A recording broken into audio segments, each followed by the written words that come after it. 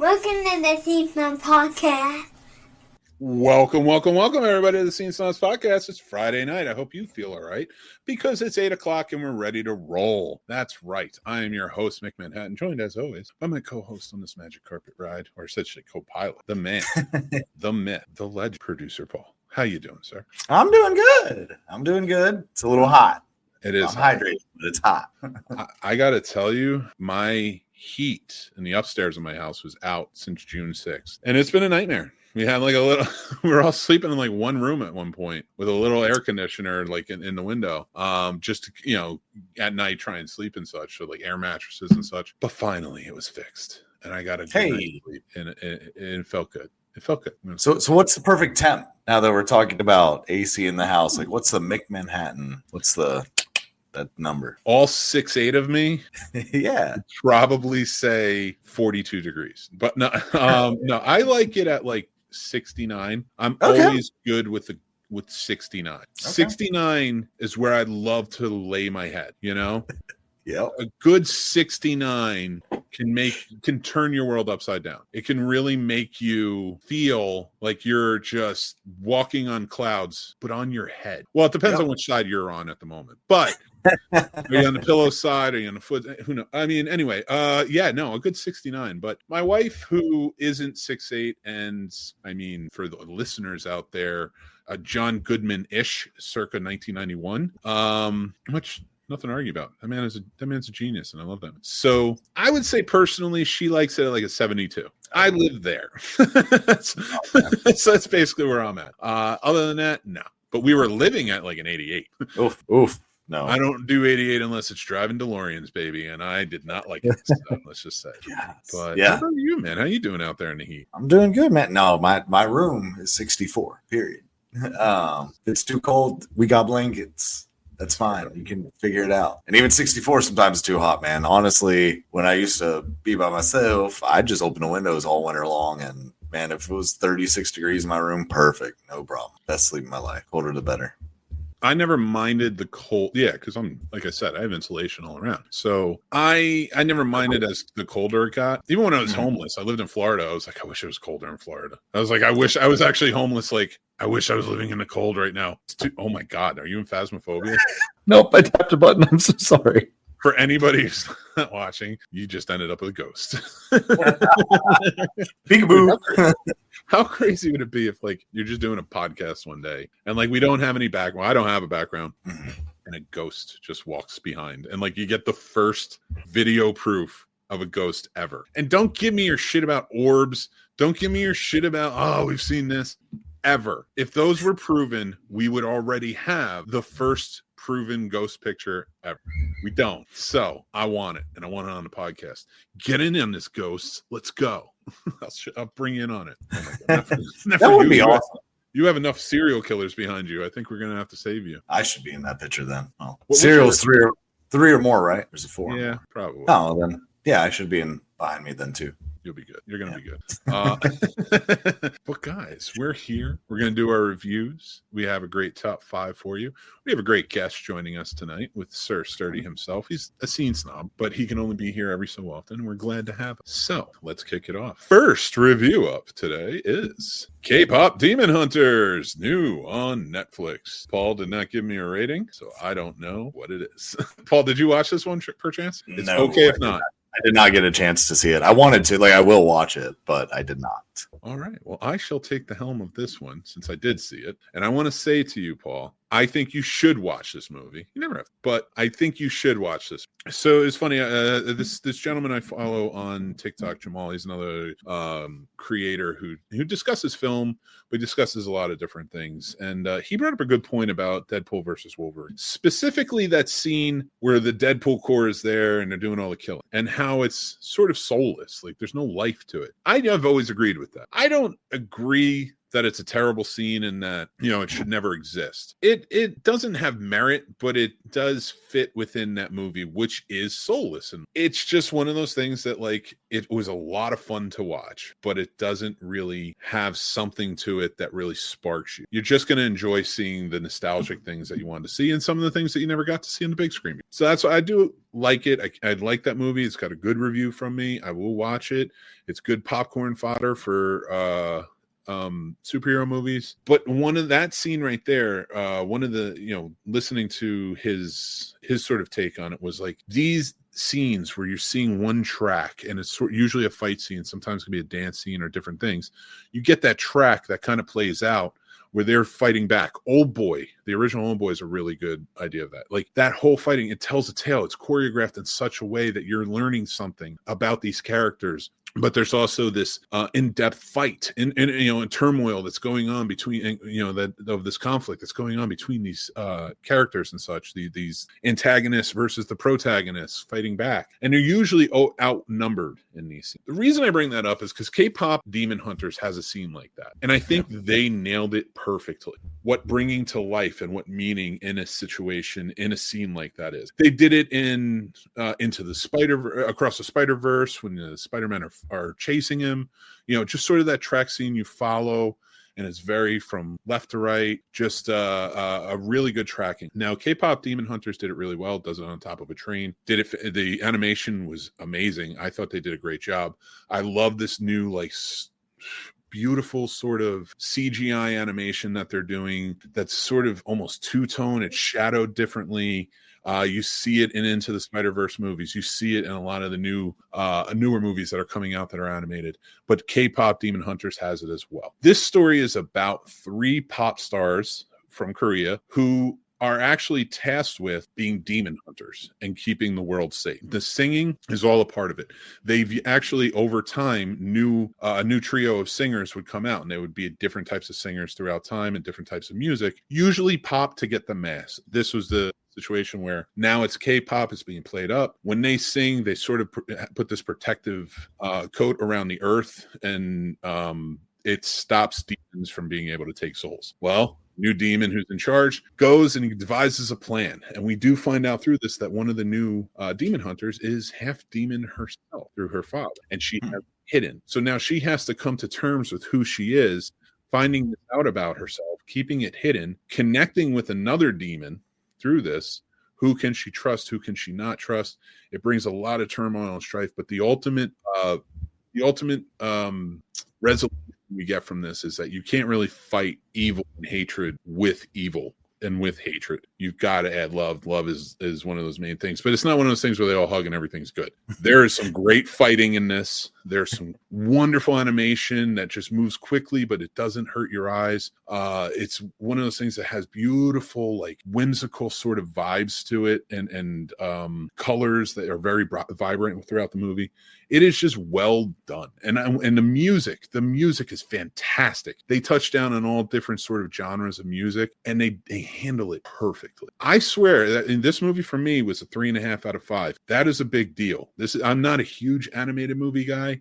I don't hate them by any means, but I'm more of a live action person. I sat down and watched this. Sorry, Paul, for not bringing you in on this. I wish I had, but I just kind of sat down and watched it with my kids. Fell in love with it. I will watch this again, which is another thing for me. Like, I don't always watch everything again. This was worth it. This was a good one, and I do suggest people give this a try if they haven't. So, Paul, you think, based on my review, you would check this out? Absolutely. I really, and when you do, let me know, because on the show, I'd love to hear your opinion. Heck yeah. I'm excited. But now we do have an opinion. This is our review of K-pop Demon Hunters. Thank you guys for watching this one. If you're watching as a clip or listening or watching the video, watching the full podcast, we're going to get into our next review, and that is Sovereign, starring good old Nick Offerman. That's right. I gave this one a 2.5 out of 5. Very middle of the road. I'll get into why in a second. But I did, Paul, it was too quick. I didn't get a chance to make the graphic for you. But what is your rating of this before we get started? I put it right at about a 3.5, 4 out of 5. Probably a 4 out of 5. Okay. I like it. So cannot wait to hear why. But so everybody knows Sovereign is a tale, stars Jacob Tremblay and Nick Offerman as father and son. They recognize themselves as sovereign citizens living within the U.S. And Offerman's character is sort of you can tell he's not chilling, he's not pathetic, but he seem aimless and lost at times. Like he's grieving the loss of his wife, trying to take care of his son. He's a good father. He cares about his son. His son cares about him. They get along really well. It's not something that it's not one of those relationships where you fear like, oh, they're not good together. Where that comes in is the philosophies that he's teaching the son, and the son wants to sort of branch out from that, and he's kind of stuck in the life that they lead based on his dominating father. And that again, not an abusively dominating, but somebody who is very manipulative in nature. He's always manipulating people that come around. So they travel around. He does a lot of work trying to help people throughout the Midwest, like recognize what sovereign citizenship is and help them with what's going on with their problems with the government. And it's just one of those worlds where he's never really paying to anything. He's losing his home. He's losing most of the stuff that he has. And it's bringing a lot of tension between him and his son. They're running in and evading the law half the time. So they're not getting evicted or they're not getting pulled over and he's not getting arrested. It's kind of one of those movies where like, it feels like a dark, dramatic road trip type of movie that turns very deadly, almost too late in the movie. That's my problem with this. Like too late into the movie, we get to the actual drama. And then by the time the dust settles, it's over. You get a resolution, but you've spent so much time caring towards these characters that the resolution wasn't a good payoff. They've also added other characters on the other side of it that seem antagonistical, but they're really not, if you think about it in their nature, and they're never really set up to be. And then they're gone very quickly. So this movie for me was very middle of the road. I do think people should check it out. I think it's well directed. I think the cinematography is good. I think the acting is fantastic. The story was a little slow. Well, the story is very slow. And I don't mind a slow burn, but this isn't a slow burn. This is just a dramatically slow move. So it kind of lost me here and there. There were some parts that got a little clunky. Martha Plimpton is in it. Goonies never die, so love to see her. That was fantastic. But I definitely do think you should check out this movie. This is a promising director, in my opinion. He's a young director coming out. Seeing this movie, seeing what he did, and the fact that he wrote it as well, I could see big things from this guy. So I really did like this one. What did you think, Paul? So I loved it because I've always been kind of a Dennis Quaid fan anyway. So it's great seeing him kind of back as the lead role. Nick Offerman, he just never disappoints in whatever he does. He always gives 100%. So after seeing his performance in, I almost said Left Behind in The Last of Us, I was very excited to see him kind of taking more of a serious dramatic role like this. To me, he didn't disappoint. There were some lulls, I'll give you that in it, but I think it just helped you build or just kind of give you time to think. To me, this was, I guess, almost like to me, it was kind of more of a beautiful tale of telling two fathers with different thought process. I wouldn't say ideologies because that might be too strong to say, but two different thought processes, and kind of it's my way is right and it's my way or not the highway, but this is the only way. And they both just don't know how to portray it to their sons correctly. I thought it was very interesting how they kind of went back and forth and how it was kind of night and day difference, but how you both saw, like you said, both fathers were good fathers. I'm not saying either were complete shitheads one way or the other, but just a different idea. I almost got to push back a little bit, and I think it's because it's supposed to mirror, like, whereas you see it turn for both of them. And I would have liked that aspect of it. Just to kind of debate you on a little bit, if Quaid and the person who played his son, his character, was in it for a longer period of time, and the fact that I don't know his character's name, I don't, not that they don't say it, but I don't feel like they resonated enough on them. Right. And I think if that was like kind of interspliced between, I would have felt more when we get to this point where Dennis Quaid's son has his ordeal and his run-ins, and then he meets his fate, and I'm not giving any spoilers to what that is, but like he meets his fate, and to see Quaid's reaction to that, and how then it takes it even farther, because you do feel for Offerman and Tremblay's characters. I didn't really feel for the other. Right. And I think that's how they portrayed it. Now, that's because we got the bad of Quaid. He is a shitty father. I disagree. I think he was a terrible father. And okay. Not that he wasn't loving, but the way, you can love a son, but you can be a bad father. Oh yeah, absolutely. And that's what I got from him. He's always criticizing. He was always putting down. Clearly, this guy didn't want to be a cop. Right. Clearly, he wasn't ready for it, or he wasn't ready for it out there and such. He's just dealing with a new baby. It's a whole different thing. And then you get to something like this where it all kind of comes to a head, and then Quaid's character goes on, sort of his tear and what he's doing, and then all you do is you sort of feel bad for the guys who are the bad guys in this. Right. They are essentially like it's circumstance. It is what it is, and they do that really nicely. But I wish they had balanced it. Okay. Just balance those two. I probably would have liked it more if they had, because they were going for that theme. Either focus on one or equally focus on both. Right. So I think that's where I got disjointed in it. But that's the only thing I want to push back on. But I did like the fact that Quaid was a really terrible dad and Offerman was a great. And then by the time when the pressure started to sink in, Quaid becomes a little more calm and Offerman becomes a little more off. But they both had that mentality that they're both like, right. And then Offerman wasn't the greatest dad, like he's off leaving his kid and going off and doing his things and stuff, but like he was a loving one that showed love, and that's where this ended up, and one that didn't show love and is still sort of I see where it mirrored each other, but I just didn't think it was enough. I just thought it was. But I'm sorry, please proceed. No. And I can agree with that. And, and looking it up at the director, and like you said, with him being a writer too, I think this was a good first movie. Absolutely. So I look forward to, seeing where he goes from here. Cause you're always going to be a hardest critic. So I believe this is just, a shadow of things to come. So I'm super excited. If this kind of, wouldn't say quite to the same caliber, but it almost gave me like a Civil War type feels. As far as how it was shot and just kind of grittiness. So I was excited. I feel like I forgot that director's name and it's gonna piss me off, but for Civil War, if he had thank you. If they had this script, I would have loved to see that aspect of it, because I think maybe it would have been done better to the caliber you wanted. But overall, I enjoyed it. I just thought they did a good job at telling what it was and just kind of two different aspects of life. And like you said, it's always interesting when the pressure's on, watching kind of people change or just who they are under pressure, because I feel like you can tell a lot about someone when they're under pressure or all lights on you.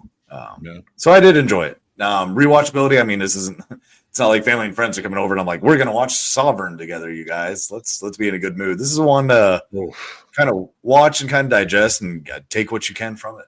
This is one of those movies that I think are introspective in nature, and especially for young men, maybe like, okay, just to kind of visualize like fatherhood and like the idea of fatherhood and such, but and how that affects kids. Overall though, it was very dark. You're right.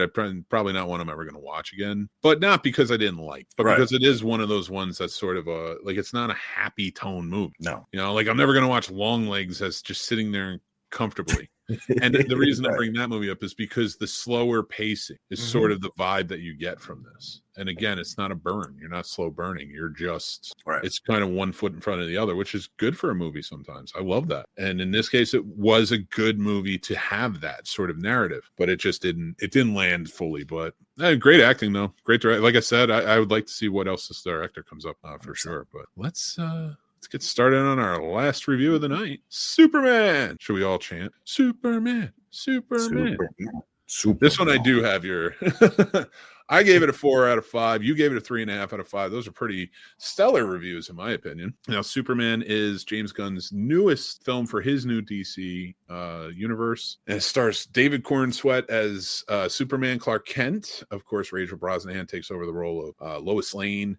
We have tons of familiar faces and wonderful characters that show up, memorable characters that show up throughout DC in this movie. This is a movie in scope. It's not an origin tale. By the time we start off, they give you the scroll, and then Superman is ready to go. We have established who he is, what this world is, who's in it, and what's going on in it. And it does so well, and it shows so well what kind of filmmaker James Gunn is. And James Gunn I've always had a lot of respect for. I love Super. I love those early stuff, Tromeo and Juliet, all that stuff from back in the day. As a writer, as a director, he has his... I think a lot of people went into this and were like, okay, it's not stoically optimistic like Christopher. It's not dark and gritty like Henry Cavill's. It's not like... It wasn't like any of the movies. And people are trying to compare it to. Honestly, I'm still on the fence about this one. I think this might be my favorite Superman. Heck yeah. And the reason I go with that is because it's so true. Like, everybody loves a certain Superman actor. Paul, who's your favorite Superman actor? And it's fine. Any answer is fine by me. I kind of softy for Christopher Reeves. I'm not gonna lie. That's a terrible answer. No, I'm just kidding. No, that's a great answer. Christopher Reeve is probably the pinnacle, right? Like the shining star that you want to live up to. Right. But I never cared about the actors who played Superman. I care about the character. Right. And if you get the character right, and listen, I like Henry Cavill. I thought he was great as Superman. He had the physique, he had the look. He was dark and gritty, but he fit within the world that they're building. But I didn't love that Superman. I'm like, this just isn't Superman. I didn't love his Clark Kent. He didn't really seem to understand Clark Kent, in my opinion. This got him all right. Not just Superman, not just Clark Kent, everything. Jonathan and Martha Kent were fantastic. Felt very real. Felt like parents who really cared about their boy and just worried about him. Lex Luthor felt real. That's the weirdest part. I know exactly who he was based on, all of them, and it worked. The political narrative. Why wouldn't we have that? I don't care what people say about the political narrative. Yes, this is clearly Israel, and it's clearly Gaza, and we're getting this story's feelings about that and what Superman would do in that world if it was sort of happening. In this movie it's a difference. Baravia and I can't pronounce the other one. They went with like a something really crazy long name that starts with a J, and I can't remember it off the top of my head, and I've seen this movie 4 times now, so you would think I'd remember. But it was one of those things where like it not only was it interesting to have added so many like current events that are happening and people that we recognize and such. I felt like that added, yes, controversy for a lot of people because it felt like it was politicized, but I feel like it mirrors what we wanted to see. I feel like this was more realistic in tone in a comic book movie than I've seen since maybe Winter Soldier or The Dark. Okay.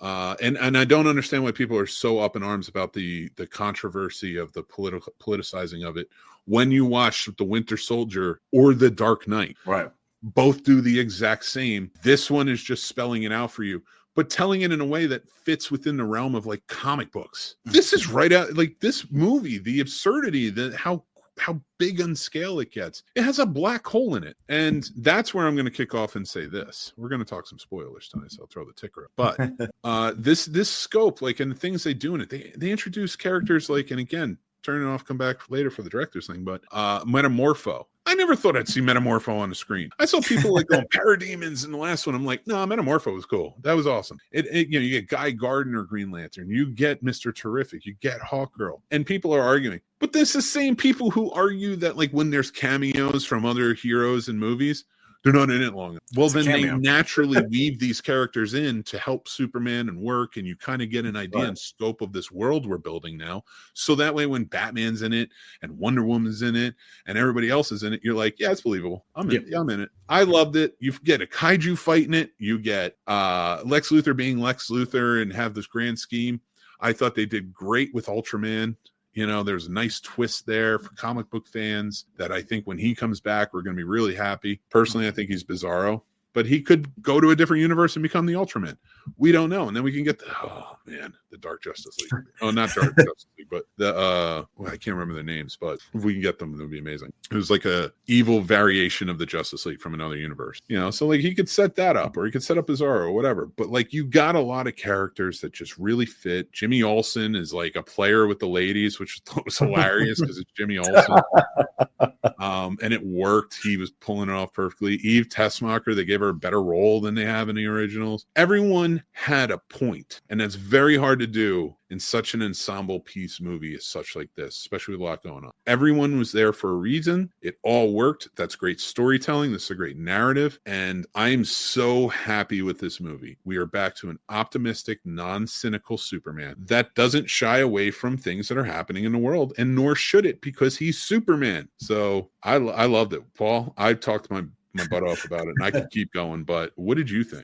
So I'm always kind of like middle of the road for superhero movies, right? Because we always know how they're going to go. I feel like a majority until now, right? So Marvel, we've gotten spoiled with it's non-sub action, couple of laughs usually. That's it. They're pretty baseless.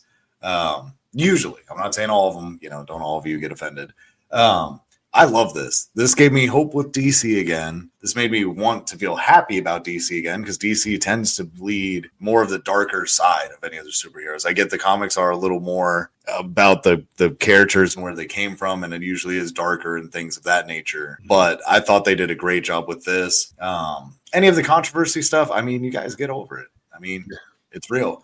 To me, I just think, if anything, it was a brilliant choice because it made it more real, because it's what's going on around us. So then we were able to connect to this movie more. That's brilliant.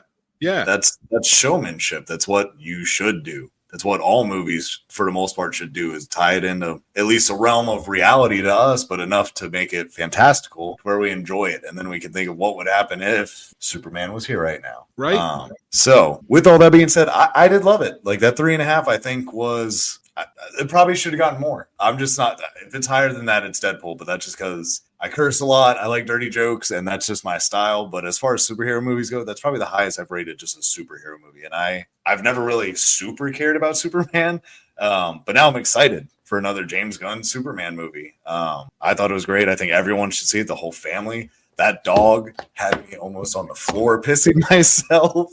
I couldn't get enough of Crypto, man. Crypto. I was like, that's going to be my future dog. I swear, I'm going to get a rescue pup and be like, I love you so much. And that dog's just going to throw me around like that, just constantly piss me off. That dog was the best. And the fact that it was a rescue from James Gunn, like that's his dog. And he shared on TikTok. It's not an all white dog. Like, it's like a black and white spotted, a white dog with black spots, and it's adorable. And they filmed him watching the trailer and chasing Crypto around. Okay. I thought that was fantastic. And like, Crypto is just a wonderful addition. Crypto is always special, like, for people who read the Superman comics, because Crypto's his dog and it's man's best friend. And Superman was always alone. So when he finally found Crypto, he had like a best friend. You know, he had somebody that was always by his side and always protected him. Always. Right. He pulled Crypto out of the Phantom Zone, realizing who he was. Like, he was oh my God, that was such a good one. So this was perfect. He was annoyed with him, but they loved each other. And like, and one of the things about this movie that really resonated with was the showing of his humanity. That was what I've always argued about Superman. I have a lot of people who tell me Superman is boring, and I always said, I was like, the best part about Superman is Clark Kent is who he is. Right. Superman is who he puts on. Right. Yes, he has those powers. Superman is Clark Kent being allowed to be all of himself. But Clark is still there. Right. Clark is still prevalent. People, I don't think, realize that about Superman. Clark never leaves Superman. Like, Bruce is who he was named, what he was named. Batman is who he became and who he is, and that's all he wants to be. Superman is, like, if you notice, most of the heroes call him Clark when nobody's around. Right. You know, most people call him Clark. You know, he calls other people by their names because he recognizes their humanity and he wants the best of them. He doesn't want to see Batman as just Batman. He wants Batman to be Bruce because that's his friend and he wants him to love his humanity. That's what it's all about. So when I watched this, I was like, you pegged it. I was like, the first Jewish actor to play Superman. And for anybody who understands the history of Superman, when they wrote him, there was two Jewish writers who were basically teenagers. I think they're like 19 or 20 or something like that. Wrote Superman at a time in 1938 when they were watching other Jewish people being completely persecuted against and just treated horribly by the Nazi Party during that time. So they built Superman as a way to be sort of an allegory for like Jesus and like their idea of a Messiah coming to save them. And it was a Jewish hero in look and feel and like what they were going for. And he fought for what they thought should be the American way, truth, justice. A better tomorrow, which is the new saying, truth, justice, and a better tomorrow, which is controversial to people, is what the American way was to them. The American way is a better tomorrow for everyone. So that's what I love about it. That's what I've always felt about it. And the fact that they picked a Jewish Superman this time around and he works so great, that's fantastic. I think that just adds layers to it. And David, keep going, my friend. And oh my God, Rachel Brosnahan is, in my opinion, she's the best Lois Lane. 100%.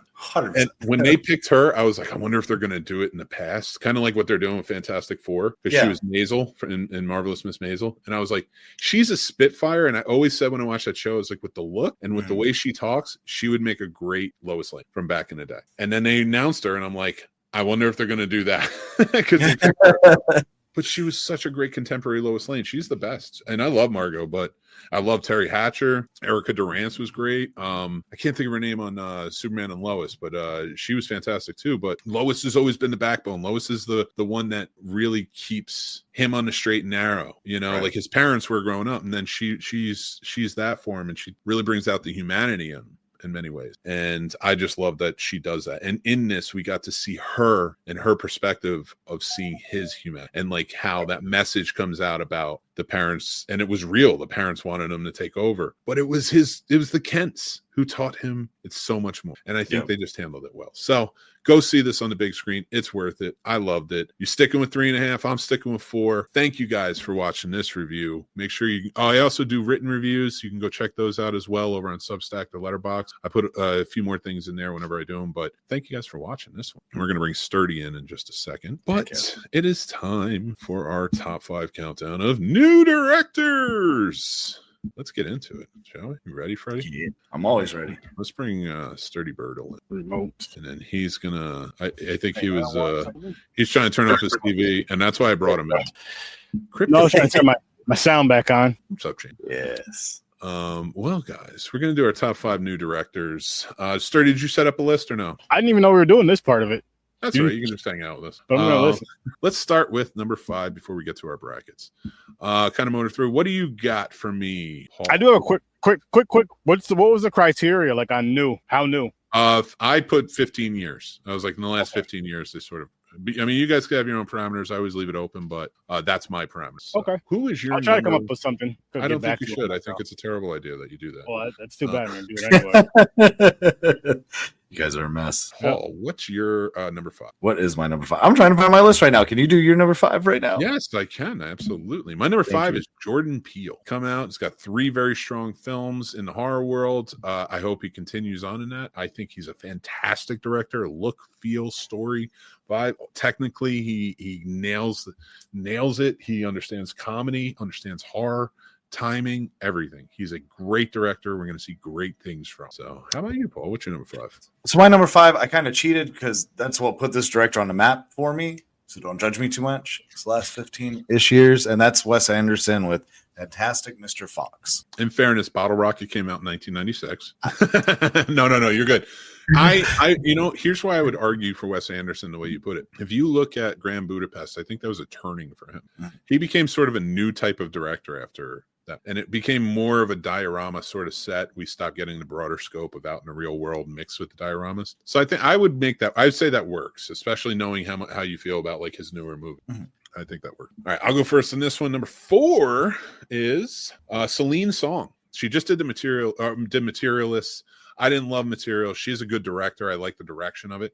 I think, unfortunately, that was miscast with Dakota Johnson. I don't think she's a very good actor, but I think Celine Song is a very good director. I like to see more from her. I think she tells very interesting romance stories that have twists to them, that not so much twists, but like they have like sort of a depth to them that just really lands every time. Past Lives is amazing if you haven't seen it. Materialists works in a lot of ways. Again, it's the acting that throws me off, and there's certain story plot points that I'm just like, that was stupid. But that's my feeling on it. What's your number 4? My number 4, I'm going to butcher their last name. It's Michael and Danny. I can't say their last name from Talk to Me. Oh, I don't know their last name, but I do know because they did Bring Her Back, too. I haven't seen that one yet. I need to check that out. Philip Ho. I'm sorry for mispronouncing y'all's last name if you ever watch this, but I'm shouting you out. Hey, it's fantastic. And they could probably do some big things for sure. I mean, 2 movies right out of the gate that were just like, well done. And again, I haven't seen Bring Her Back, but I've been reading reviews and such by people I trust. I do see. I'll watch the Demon Hunters. You watch this because I really want to know your review on that because you know how much I distasted for that. You didn't like Bring Her Back? Oh God, no. Okay, I'm interested. I want to see. We'll have to talk about but no. I didn't see. I still got to fucking damn. No, you don't. You don't. Sturdy. Wait. I have to watch it. Like you're getting a good. I gave it a good review. I gave K-pop Demon Hunter like, hey, you're gonna like. And I'm telling you, this one. I mean, they broke. No. Yeah, but you're making me watch it now. When you watch a good movie, like that's like me being like, hey, man, you should watch Godfather. Oh, I will. Why don't you watch Blood Lake? They're both great in their own way, Mick. You shut. That's a lie.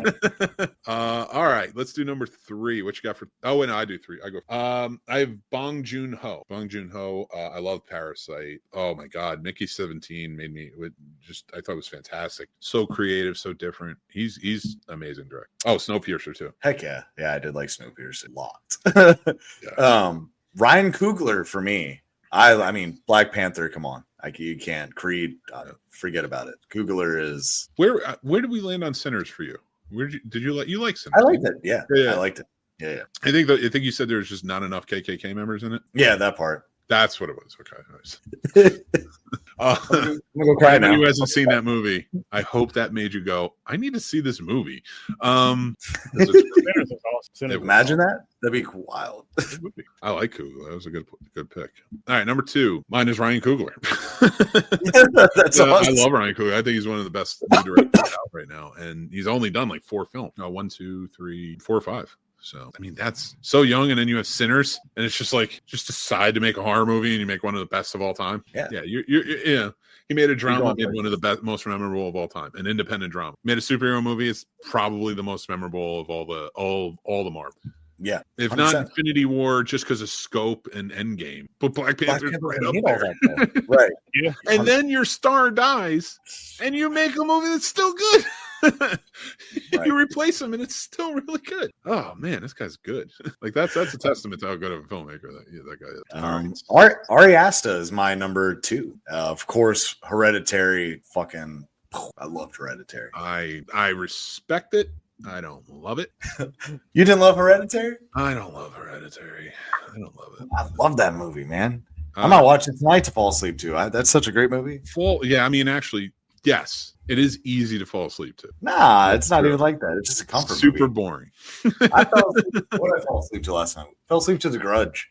That's I love hearing not that weird sound. I don't mean to make you sound twisted. I'm twisted. But knowing you and you saying to me, I fell asleep to this horrific horror movie. Like, oh, I was watching Texas Chainsaw Massacre and get the best night of my sleep of my life. Yeah. That's a Paul. That's a Paul trait. And I respect it. I'm not upset by it. Somebody you have to understand that some people ain't doing that. True. I hear those chainsaws and I'm like, he's around. Paul's hears them and he's like, I'm gonna sound like chainsaws in about 3 seconds. Yeah. 100%. If I want a great night's sleep, I'll put on Rob Zombie and turn it all the way up. The screams and everything. I'm like, yeah. You're just like Henry with that, yo. Like when we were kids / young teens, this fool would be falling asleep listening full blast, his headphones in his ears, listening to like Slipknot and stuff, all this yelling, and keeping it. Yo, we had to tell him, like, you gotta turn that shit off, man. We're trying to sleep too. I don't know how this is like a lullaby to you, but it don't work for everybody else. Listen, there's some music on there that, like, if I'm in the mood, you listen to it and you'd be like, what is going on? Like, he sounds like he's going to war. That's a different story. Movies wise, like, and only because it's like, it gets me in that mood of like, what if they come in? What am I going to Dennis Hopper this situation with some chainsaws myself? Start chainsaw fighting. I'd go full Mandy if that were the case. Just got to use your hands. Got to enjoy it. You're only going to get one chance to defend your house, probably statistically. So, all due respect to you, Paul. You're, as a co-host, you're a psychopath. I know. All right, number 1. So my number 1 is Eggers, Robert Eggers. I respect that. Lighthouse, Northman, was it Nosferatu? Like, I mean, this guy is just killing it on all cylinders. What's your number 1 though? It's Jordan Peele. 100%. Nice. Okay. All the way. It has to be. Jordan Peele just blows me away. Each movie just gets, in my opinion, almost better and better. And I mean, the rewatchability on all 3 of those films is insane. Well, that's our top 5 new movie directors. Next week, we're going to be doing our top 5 classic movie directors. And then we'll be finishing off on our part 3 with our top 5 directors of all time. It can be anybody. It doesn't have to be anybody. Spielberg. There you go. I'm very much interested in unpacking that with you. It's all for different movies too. You're gonna be like, okay, it's good. I'm very interested, and if you want to do that as your list, you put those movies on there. I'll talk about it. You know me. I'm down with it. Like, that's and I don't hate Spielberg by any means. I love Spielberg. Right. But let's get started on our main topic tonight, which is part 1 of our movie directors bracket. So I'm going to pull up the list now. We're going to go through all of the seeds. There's 32 seeds here because there's 64 names. So let's go through. We're going to get it down to our top 30s. All right, guys, are you ready to see what's going to happen? First up, seated number 1 in 64 is David Lean. Now, this was all randomized. I put all the names, and it took me forever to get this list together. And then I put all the names down into AI. I did use AI to randomize it. It's so much easier to just be like, you guys do it. Here's how it's going to work. Paul and I will debate. Sturdy, you are going to be the tiebreaker. If you have anything to say about both directors, please jump in. But ultimately, we'll each vote first, and then Sturdy will be the tiebreaker. Sound good? Now, everybody out there in the comments, please feel free to join in. I want to hear what your picks are as well, because your picks could sway our vote. Now, let's start. Let me get one thing up here, so I am aware of everything I need to get started. So, anyway, the first ones are David Lean, and of course, Quentin Tarantino. Now, what's his name? Quentin Tarantino. I'm sorry, I'm pulling up the thing. It got away from me. No, so anyway, okay, so we're doing Quentin Tarantino and David Lean. Do you guys know these directors? Yes. Now, David Lean, epic scope director, movies like I'm drawing a blank when we're talking about Lawrence of Arabia. Lawrence of Arabia's one. Was it Bridge on the River Kwai? You know, he's done some epically scoped movies, right? So, now, with that being said, what do you guys think about those types of movies? Now, Sturdy, have you seen any of David Lean's movies? I don't think so. Not the ones you mentioned, though. Okay. Oh, Lawrence of Arabia. It's great. Oh, it is great. It's worth seeing, especially for the scope of it. Lawrence of Arabia, Bridge on the River Kwai, Dr. Zhivago, all great films, all highly memorable films for sure, and just available too. So, who are we going with? But we also have Quentin Tarantino, which has some amazing. Like, I want to hear what everybody saying in the comments. Please let me know. Let's discuss it. But all right, we got nobody in the comments. What about you, Paul? Who are you fighting for in this? Who do you think deserves to go forward in this? I got to go with Tarantino. Not that David Lean didn't do his part and that scope work is amazing, but for me, it's what can withstand time, right? I could never introduce a friend that's been like, I only watched 20 movies my whole life. Choose a movie to watch. I could never put on Lawrence of Arabia. He's never going to listen to me again and be like, I don't get that time back. He won't appreciate it. So that's, I think, someone that appreciates film and good storytelling and character development. At scope work, loves good cinematography. Quentin Tarantino he does all of that, but it's very entertaining and it draws your attention immediately for all of his films. I mean, Tarantino does amazing. So I think because of that, I'd say Tarantino. I'm going to be honest with you. I don't think this is going to be a hard fight for me. I love David Lean. I love David Lean's movies, but you're right. It's not ones I'm going to all that often. Maybe Bridge on the River Kwai the most, but even then I can put on The Great Escape, and I do think that's like a better movie, a war movie. But not to be comparison or split hairs, but I got to go with Quentin Tarantino. I think he's got more of an impact. So to me, it's easy. It's two. What do you think, Sturdy? David Lean or Quentin Tarantino? I'm just gonna say Tarantino because I've seen some of his films. I've never seen any of David Lean's work, so I can't really. That's fair. Can't cast a vote for him. Wouldn't make sense. So we're moving on with Tarantino to the next round. So that off. There we go. So you see, I made up my own little thing. Now, who's Tarantino going to go up against? This is going to be an interesting one. We have in the next one Ridley Scott versus William Wyler. Anybody who doesn't know who William Wyler is, it is what number was he? I have a whole list. So he was 63. All right. William Wyler directed Roman Holiday, The Best Years of Our Lives, and Ben-Hur. All amazing films. Ben-Hur is probably one of the largest scope movies to ever be directed. Just the amount of much that went into that. But then you have Best Years of Our Lives, which a lot of people probably haven't seen, but is a fantastic take on post-war livelihood. And actually, I would love for you to watch that, Paul, because you had talked about Chris Kyle in the past and like the Sniper, American Sniper. Yeah. This is a movie that deals with the themes of coming home from war and dealing with PTSD, dealing with like being away from war after you've been there, being in the military and such. Also disabilities and stuff like that. I think you might enjoy it. It's post-World War II. It's a good film. I'm about to write that one down. And Roman Holiday, which Audrey Hepburn's first movie. We all know Audrey Hepburn, amazing. And of course, the great Pack. But I mean, it's Ridley Scott, Gladiator, Alien. I mean, personally, to me, I'm going to fight for Ridley Scott on this list. I love William Wyler, and he made some great movies. But Ridley, I think, made more of an impression and an impact. And I can tell by your grin.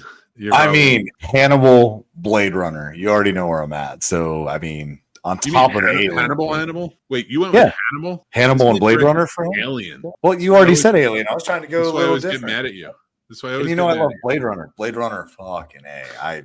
Gosling and Blade Runner, I feel him. No, I agree with you. I like that. I like your pick. So how about you, Sturdy? Is it Ridley Scott or William Wyler? It's gonna be the same as last with Scott because I've never seen any of the other person's films at all. So I don't know with that. And I'm looking forward to next round, honestly. Like, because these two going against each other, it's gonna be pretty epic. All right, who's ready for the next one? Barry Levinson, director of movies like Get Shorty, Men in Black, tons of more.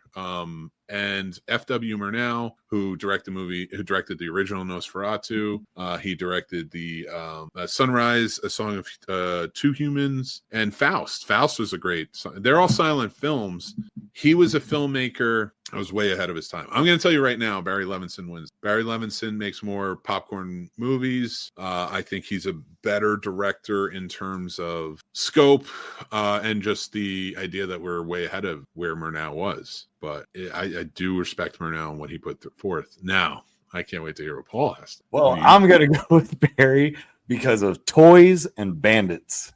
Okay. I dig that. I like that a lot. That's a good list. Especially Toys. It's so Toys. slept upon. People are like, Robin Williams in a movie called Toys. What is this? But I mean, it's more than that. I mean, he directed Rain Man. He directed, what's the other one? Good Morning Vietnam. That's right. You know, like, what else did he direct? Oh, The Diner. Jesus, I forgot. Oh my God, Diner's such a great film. Oh yeah, I have to go Levinson. That's me personally. How about you, Sturdy? What you got? Again, I've never heard of the other one. Levinson, just for the one movie Men in Black. And who the hell didn't like that movie? Or the song? Everyone didn't like it. You know that. Yeah, No, that song was a beast back in the day. You gotta bounce with me. Gotta bounce. I'd say the same thing about Wild Wild West. Well, love the song, hate the movie for that one. You hated the movie? I love how crappy it is. Wild West. I haven't seen it. I remember I went to go see that. My mother took me, my younger brother, my younger cousin to go see that in the drive-in. And all I remember from that movie is these fools dancing in front of the truck to the Wild Wild West. And the movie was over. Wild Wild West, baby. My mother was getting so, get in the truck so we can leave. Stop back there dancing. I want to show that one to my kids. I feel like that's a movie that kids will really. I mean, maybe. It might be a good introduction to Westerns for my kids, too. So there's a million ways to die in the West when they're old enough. When they're old enough. Yes. I'm not quite there yet. I don't think I'm Play ready. Back to the Future 3. That's going to be your safest family bet. No, there's plenty of safe Western movies. Feifel goes. That's a good one. I assume your kids already love all Back to the Futures. To me, that's just an easy boop.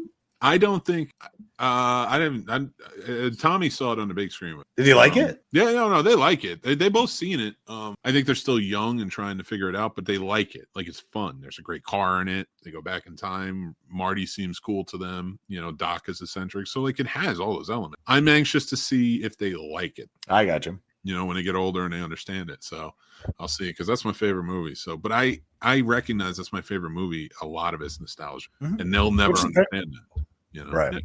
The Stupids. I feel you. I get it. That's my Don't compare the Stupids to Back to the Future. I won't allow it.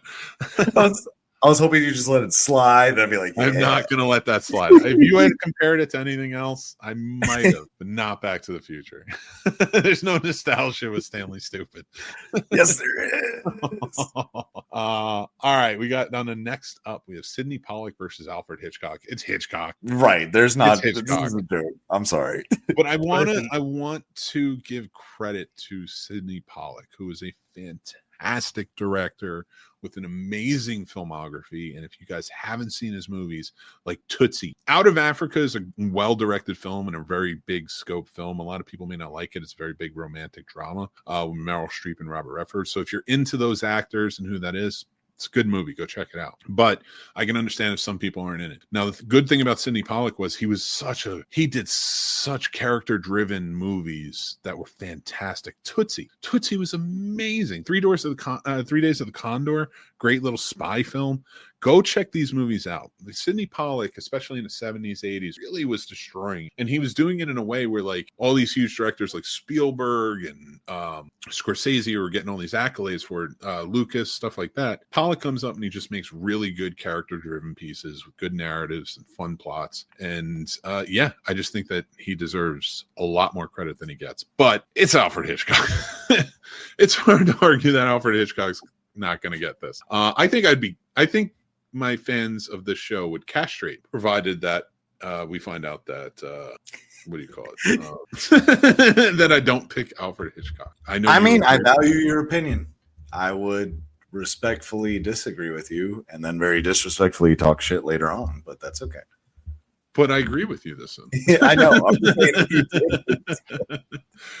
What about you, Sturdy? Is it Alfred Hitchcock or Sidney Pollack? Mick, I'm going to tell you something. No. I'm going to change it up. Yeah. Here's why I'm picking Alfred Hitchcock. Okay. I've told you plenty of times how I feel about Janet Leigh, a.k.a.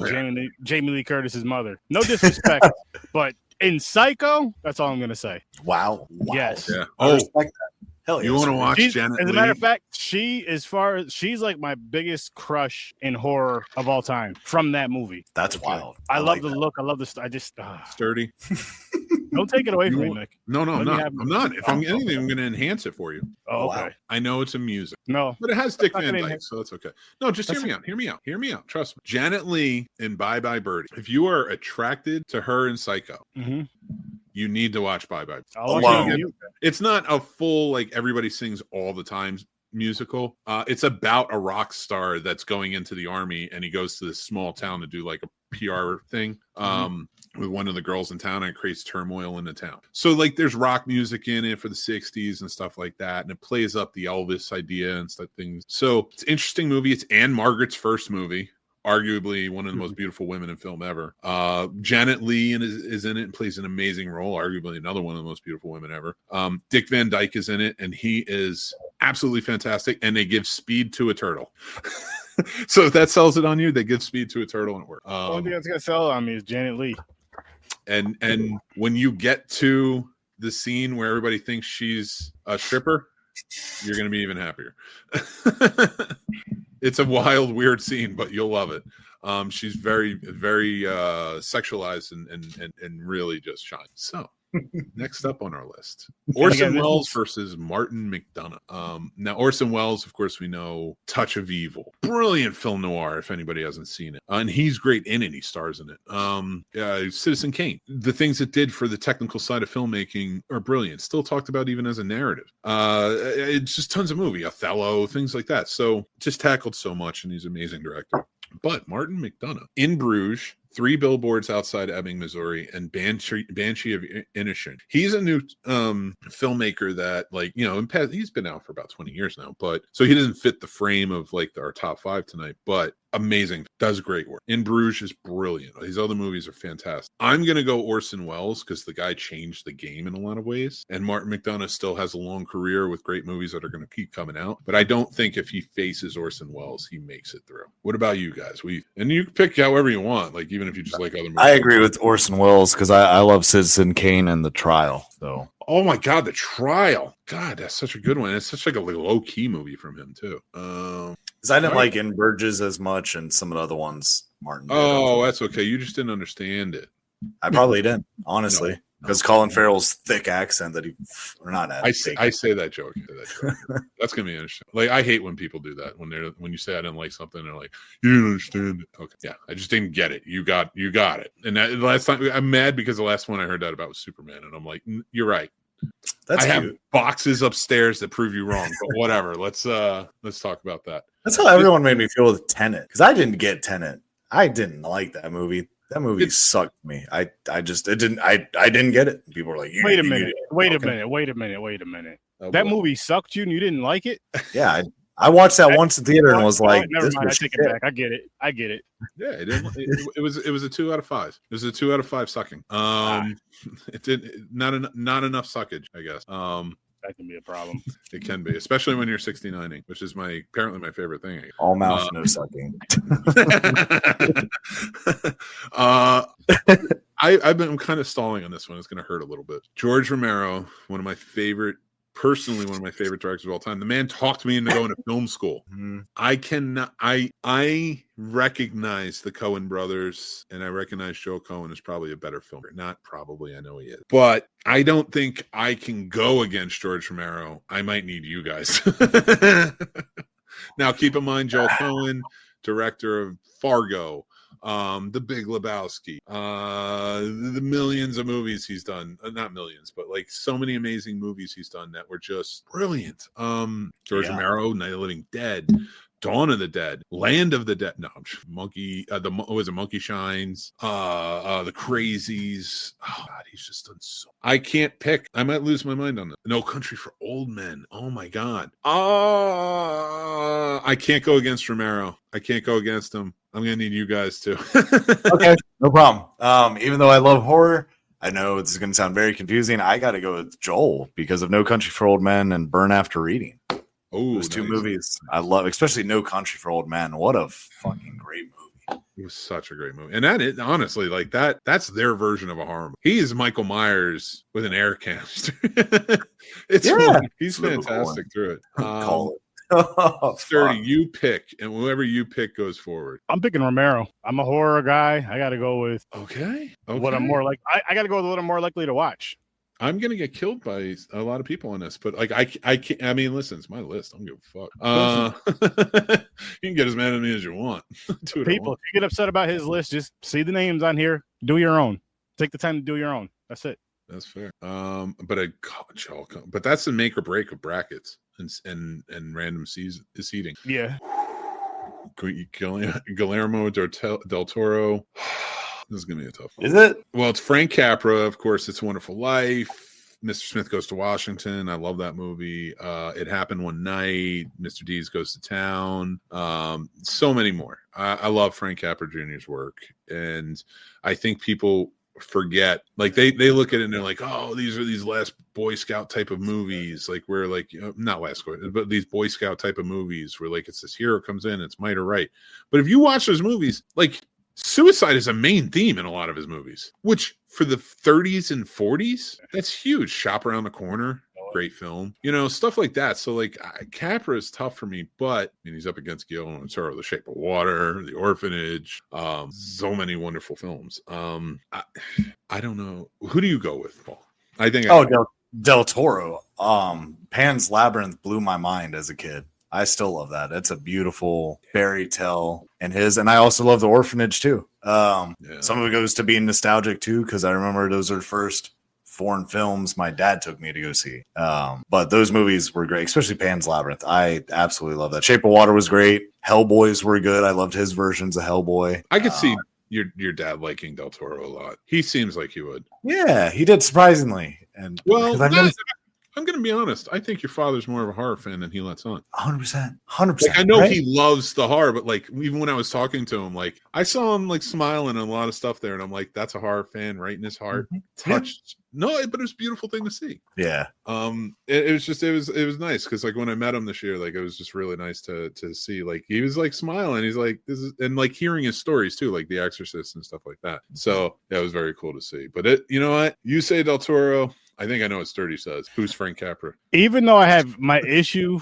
a huge issue with Del Toro, and he knows why. What? Do we know why? Wait, how does he know why? Listen, because of the movie Mama, they decided to put that movie out and do that nonsense instead of another Friday the 13th. Had I seen Frank Capra's movies, I would have picked it just out of spite. But I can't pick them because I'd be lying. So that's the only reason you're getting a pass this time, because I haven't seen his movies, Del Toro. I'm going undecided. They're both so great, in my opinion. Maybe a cop out, but we already got a 2-1, and that's the real name of the game here. Once we get a 2-1, if that's the case, I'll pick Frank. Oh, a 2-1 is from the already. You already picked Go. Oh man, and like he is in scope wise, again, more advanced. It's progressed so much, and like what he does, he tells more intricate stories. It's hard to really argue. Oh boy, this is easy. What do you mean? It's mean. You think Wes Anderson is better than David Fincher? No, I don't. I'm just saying this is an easy decision. Okay. But I don't know that I don't think that either. Like I egregiously got upset with you because I thought you thought Wes Anderson was better than Fincher. And in reality, I'm like now saying he might be though. I can't make up my mind with some of these. Oh, of course, Fincher, for anybody who doesn't know, directed amazing movies like Fight Club, Seven, The Social Network, Zodiac, which is one of my favorite movies of all time. God bless, so many more. He did House of Cards. He did so many. Alien 3, The Game. He did do The Killer. Gone The Girl. Game. I love the game. The game Gone was Girl. great. He did Gone Girl. He did do Gone Girl, which was a very good movie. Wes Anderson, The Royal Tenenbaums, Moonrise Kingdom, Grand Budapest Hotel.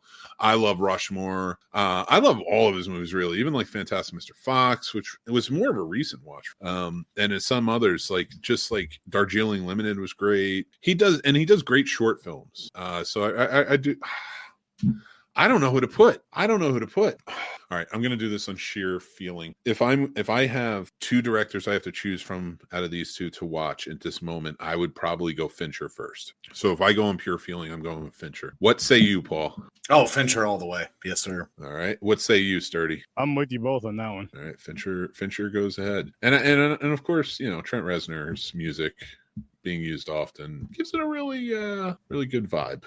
I love his movie. All right, let's see what we got now. Who's up? Clint Eastwood versus Howard Hawks. Clint Eastwood makes fine-looking movies. I think they can be soulless at times. I also think that he has a one-sided view personally and politically, which distorts the movies that he makes. Ooh.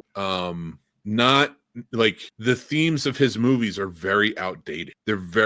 His themes of his movies are what I think most people envision when they hear Make America Great Again, which still is a problem for me.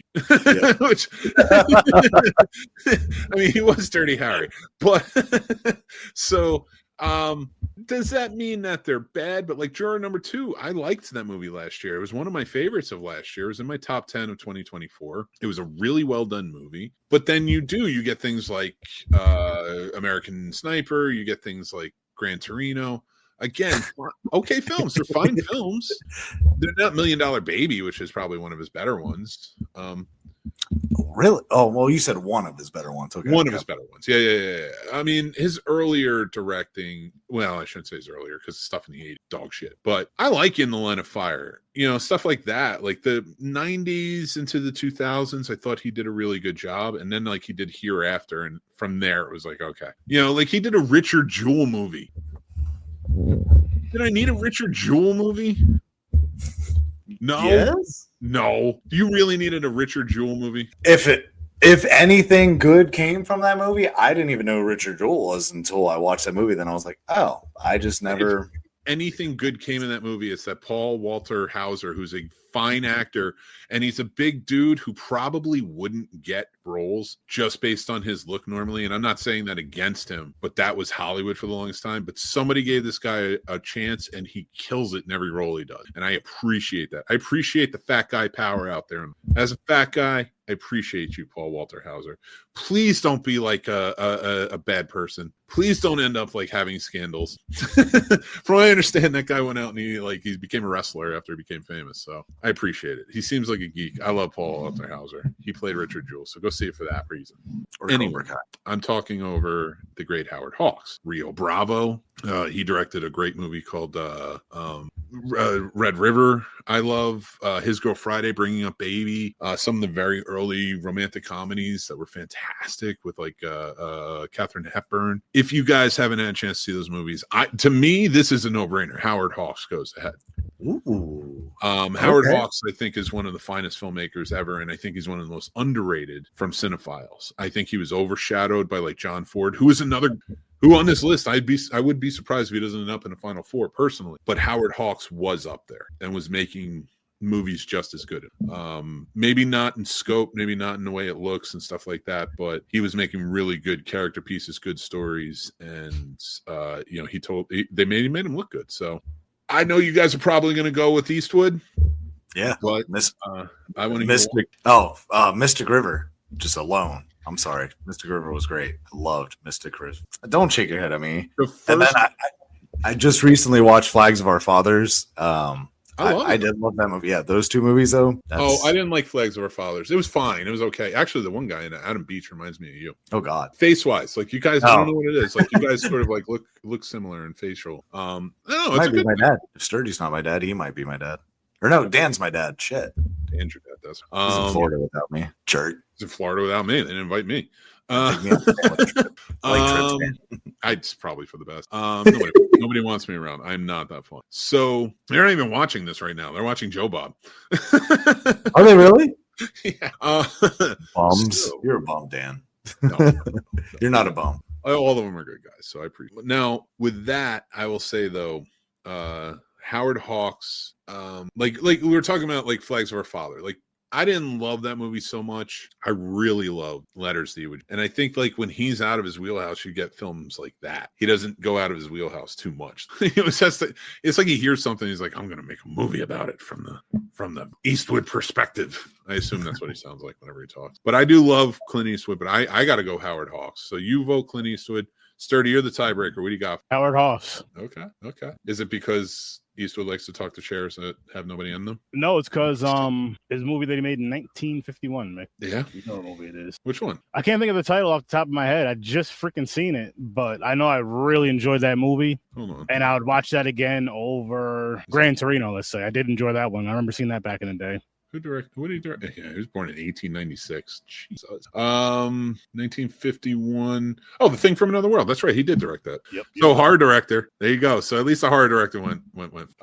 Yeah, I mean, Gentlemen Prefer Blondes, El Dorado, Rio Lobo, which are actually remakes of Rio Bravo, but he directed a lot of really awesome stuff. The Big Sleep, To Have and Have Not, The Outlaw. Oh, he directed Air Force. Oh, you're gonna get Sergeant York.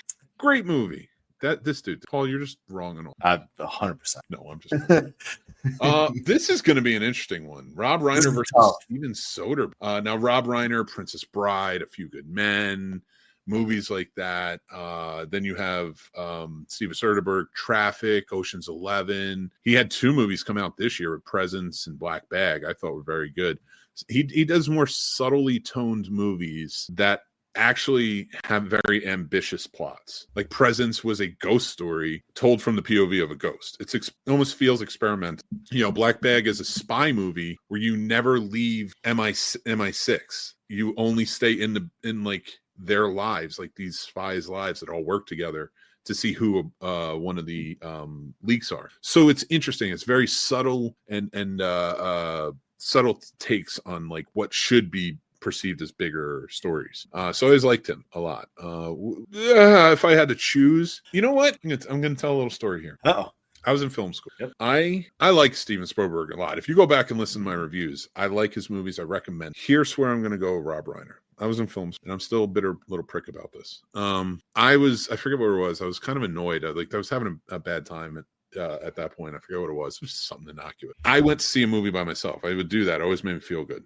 I went and saw Bucket List. It was the only thing that was playing. I used to go and look and just see what's playing at whatever time I showed up, and whatever's playing, I was going to see. And I saw Bucket List, the only thing that was playing. I get home and come back, and one of my roommates is outside, and he's talking to another guy we go to school with. That guy was a bit pretentious. I didn't give names or anything, but he was a bit pretentious. So he was like, "Hey, what'd you go see?" And like I said, I just saw whatever was playing. Mm-hmm. And I go, The Bucket List. So I was like, it wasn't that bad. It was a Rob Reiner film. Jack Nicholson's in it. Morgan Freeman's in it. It's just like one of his, it was maybe more sentimental than I would want, but it was good. And the guy looks right at me and just goes, "You and I got different tastes." And just because that prick said that, I'm going to push forward and vote on Rob Reiner.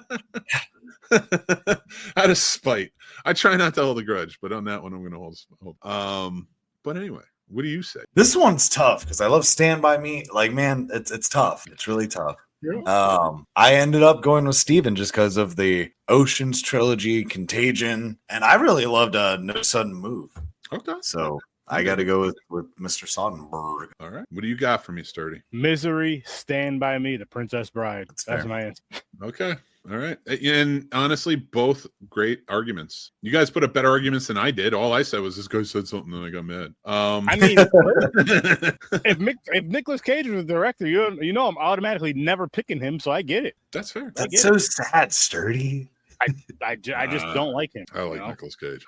This is a clear, decisive winner, in my opinion. The man won 4 Academy Awards for Best Director, and nobody has done it since. John Ford, director of Stagecoach, The Man Who Shot Liberty Valance, The Searchers. I've named all Westerns. None of those are what he won the Academy Awards for. He won Academy Awards for non-Western movies, even though he's famous for being Western. He won for movies like The Informer.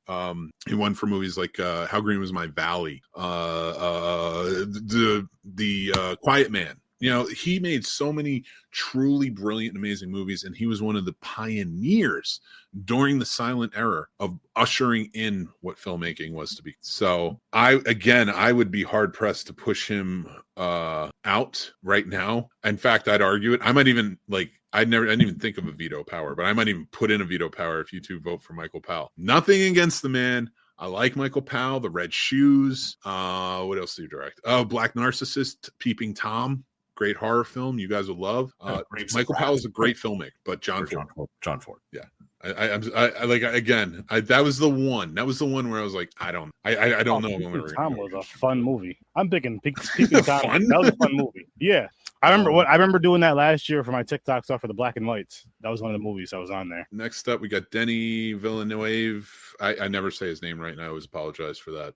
He directed Arrival, Blade Runner 2049, The Dune Part 1 and 2. Countless wonderful movies that are out. He would have been on my number one, but he's been around for like 25 years. He just fit outside of that 15 year, but he is just a brilliant filmmaker, and I wouldn't mind if he directed everything personally. But then he goes up against Mike Nichols, The Graduate, Who's Afraid of Virginia Woolf, Working Girl. Mike Nichols is almost royalty in the film industry with the movies he's directed and put together. The Graduate was such a huge movie. I'm gonna argue. All right, here's where I'm gonna make up for forcing John Ford. And who else did I force? And Rob Reiner over Soderbergh. Who Soderbergh I think is technically a better director, but I think Rob Reiner's a better act personally. Anyway, that's just, I'm going to go with Denny. I think he's done so many. I think he's an auteur on the level of like a Nolan or, like that, like just as one, like a Ryan Coogler. I think he's up there, and he's going to be remembered as the upper act of great. What about you guys? Oh, Dennis, 100%, because Sicario, Dune, Prisoners. And I didn't even name those. Oh, I named Dune, but Prisoners. I didn't even name like Sicario, which is probably favorite film of his. We just watched that literally last night. Like I forgot how good it was. We're probably going to watch the second one tonight. I was like, holy shit, I forgot how good this one was. What would you go with, Sturdy? What would be yours? Actually, Mike, Wolf in The Birdcage. The Birdcage is pretty good. Yeah, pretty good. Yeah, pretty good. That's hard to argue. I don't feel bad. Wrong, but it's okay. No, it's not wrong. And again, I'm going by what I've seen from these guys. Like some people, if I haven't seen their stuff, yeah, I can't go by that. All right, Roman Polanski versus James Mangold. Here's the thing: Roman Polanski in real life is a monster. He's disgusting as a human being. He had sex with a 13-year-old girl. I'm not going to cover that up. Is he Rosemary's Baby guy? Yes. He did Rosemary's Baby. I think he did Manos, Hands of Fate. Rush Hour. He didn't do Rush Hour. He did the first one. Polanski? Yeah. No, that was Brett Ratner did Rush Hour. He might have been in Rush Hour, actually. Well, in it as an actor? He might have been. I don't remember well enough. Like he's shown up in movies before. And it wouldn't surprise me if he was maybe a mentor to Brett Ratner, because Brett Ratner is sort of a monster too. And in my opinion, Rush Hour is the only good movie he's ever done, but that's just me. And that's probably more so because you have Jackie Chan on there who'd been making movies for like 40 years beforehand and was like, I know how to make a check. Anyway, Roman Polanski, I think, is the better director. James Mangold, of course, just did the newest Indiana Jones film. But whereas, okay, so here's why Polanski gets it. Rosemary's Baby, Chinatown, he did The Pianist. The what? The Pianist. With piano and Brody. Piano he's a Holocaust. He did The Pianist. And then you go over to James Mangold, directing the one in the newest Indiana Jones film, Logan, which is a great film, Walk the Line, Ford versus Ferrari. Those are probably his three best films, in my opinion. But really. Yeah, what else?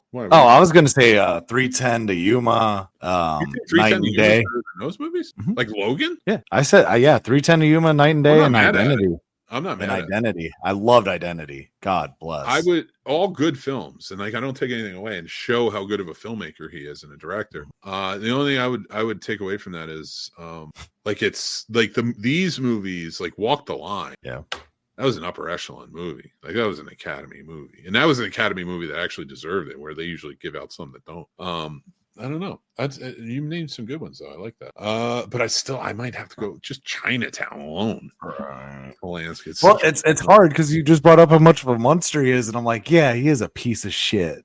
But but that's why I'll never give him his movies will never get a 10 out of 10. Could they have? Yes, but you were wrong, sir, and I don't appreciate you.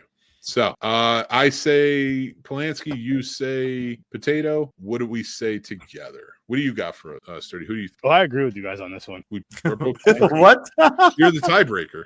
Yeah. Oh, shit. Polanski. That's the last name I heard. Oh, because why? Because Rosemary's? No, not because of Rosemary's. Just in general, the films that I was scrolling through, I like them better.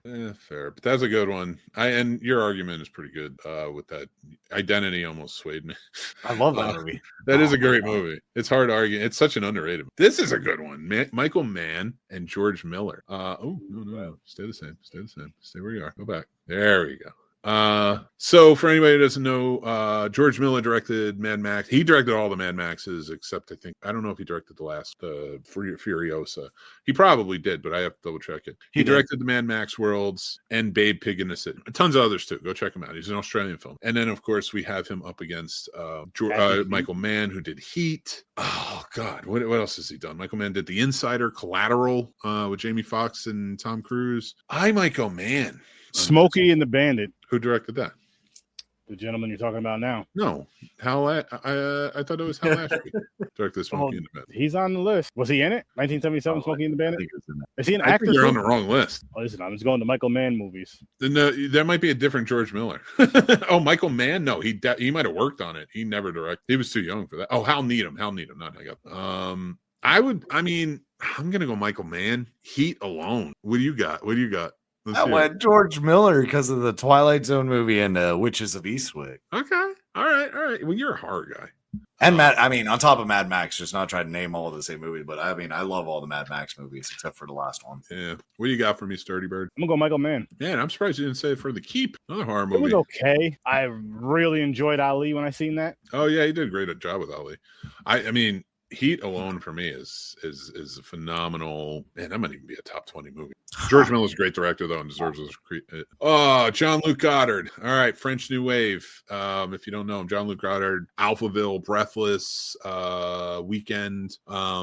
Now, if you're into the French New Wave and French filmmaking, you might love him. I don't think he's going to get too far on this list if he goes ahead. Personally, I think Peckinpah is a better representative of general mainstream filmmaking. Very violent, but whereas Goddard was very experimental, and that's a great thing, and I give a lot of credit to experimental filmmakers. But this one for me, just kind of his movies for me, they're so experimental, you have to be a fan of what you're watching, in my opinion.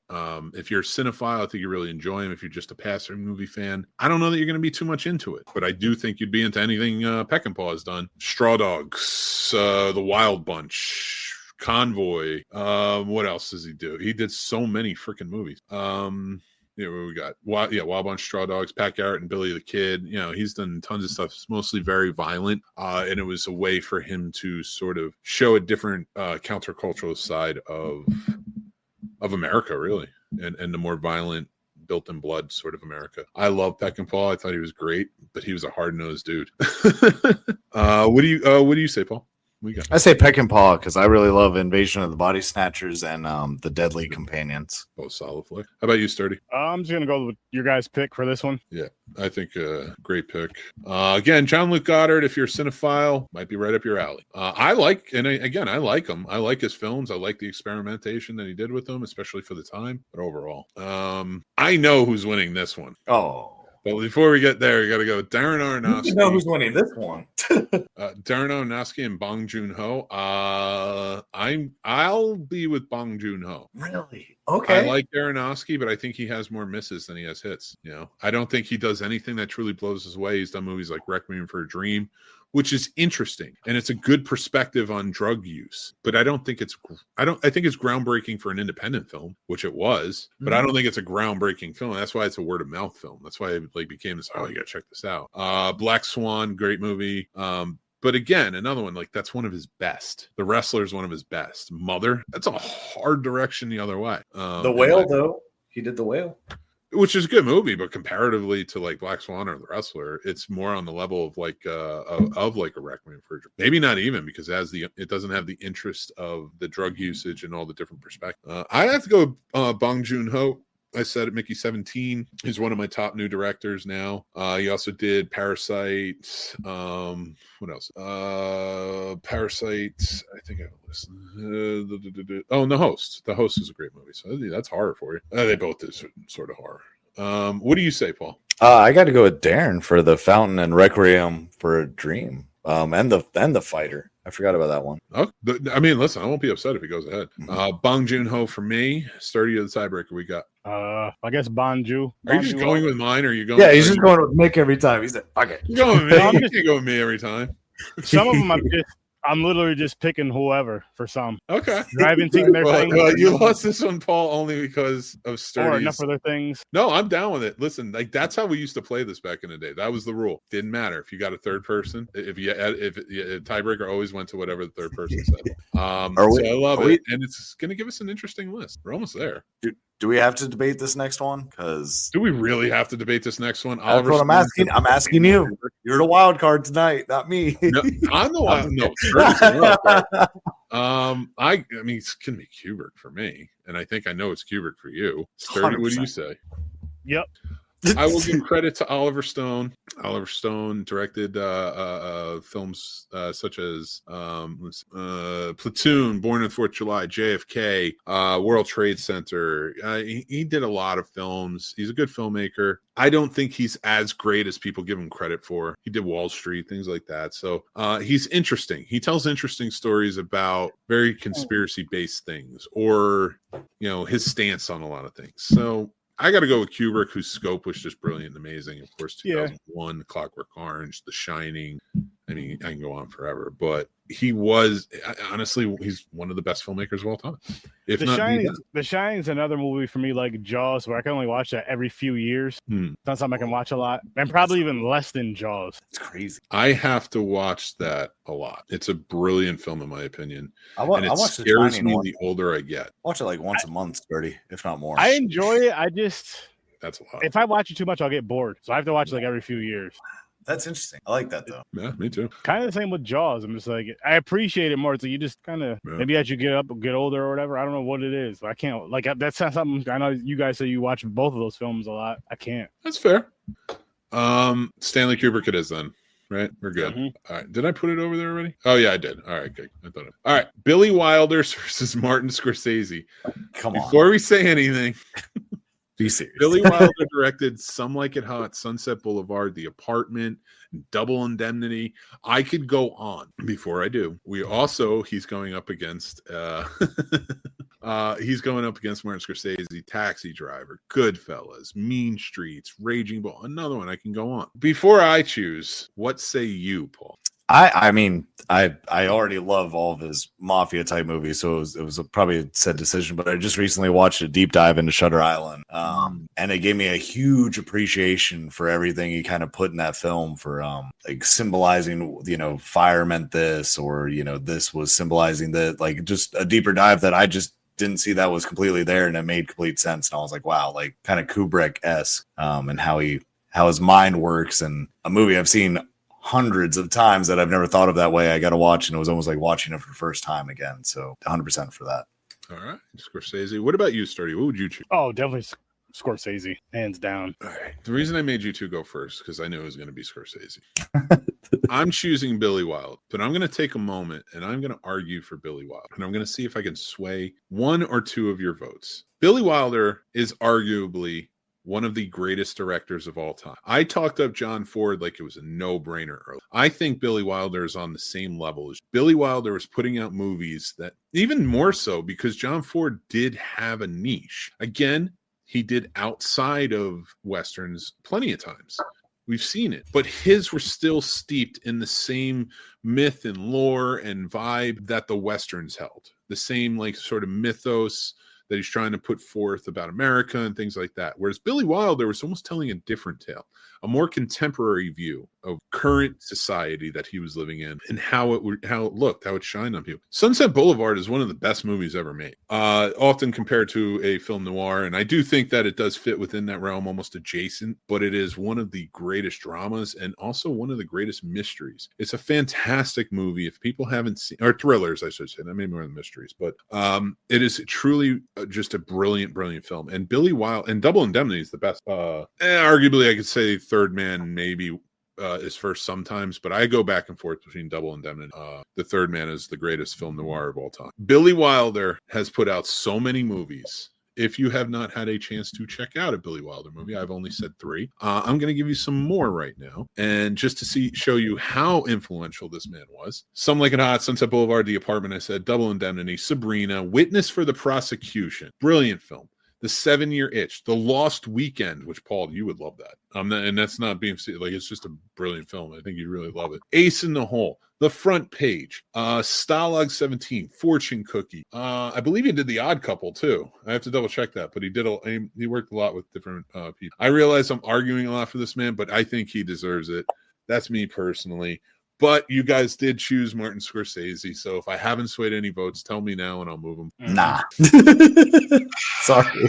The only way I'm going to win you over is if you actually watch Billy Wilder movies. That's the only way. And I think if I wrote down that movie. I will watch that, Mick. You know I will. I'll give you a whole list of movies. Just watch any Billy Wilder movie. But just if you watch the ones I gave you, my heart hurts a little bit about that one. All right. You're going to like this next one on why I'm going to argue it, Mick. You're going to be like, the fuck is wrong with you? Who do you choose? Peter Jackson. Dead Alive. You both choose Peter Jackson? For Dead Alive, yeah. Not even for Lord of the Rings. Paul Thomas Anderson? Yeah. There Will Be Blood, Boogie Nights.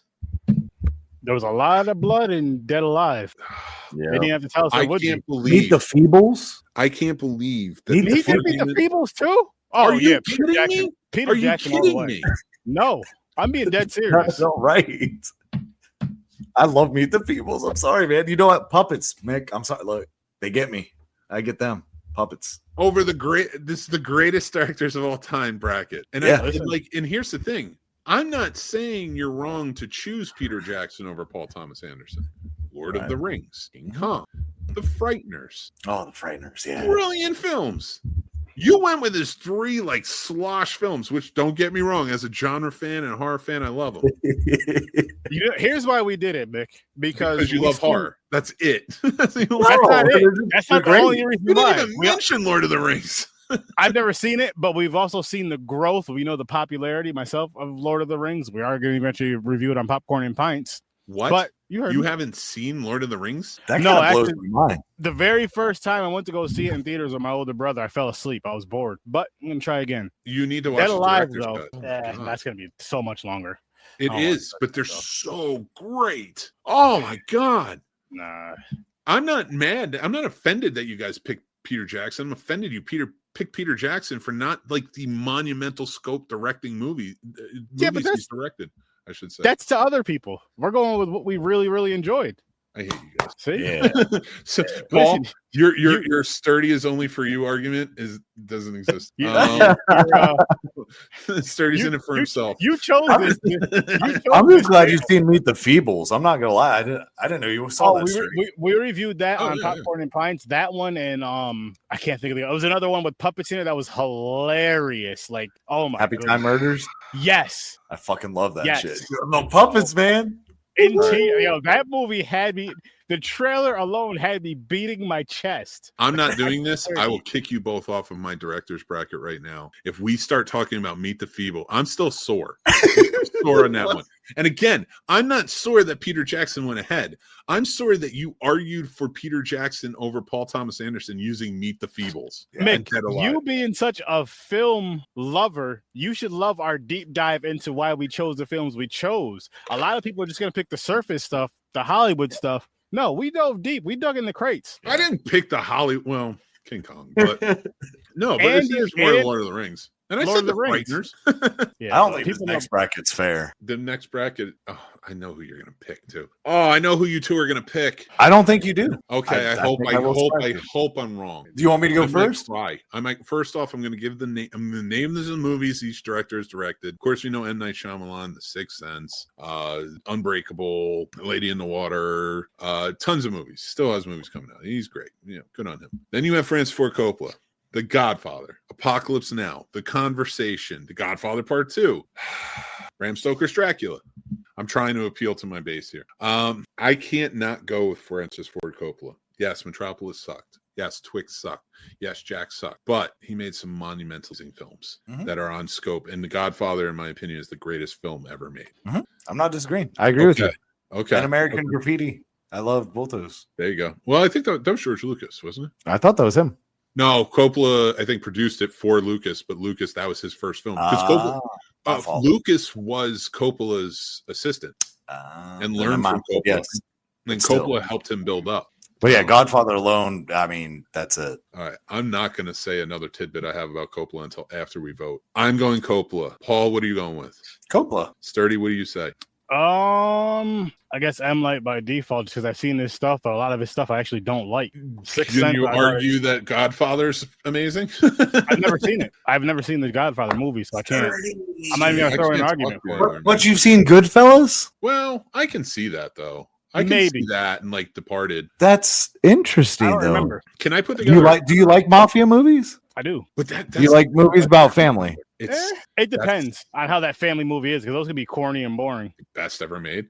You need to see The Godfather. You need to see The Godfather and The Godfather 2, which is arguably just as good. Or sometimes The Godfather trilogy is on the P&P wheel, so I will eventually get to those. I am in it to win it on that one. I can't wait. The Godfather is brilliant. This can't be a competition.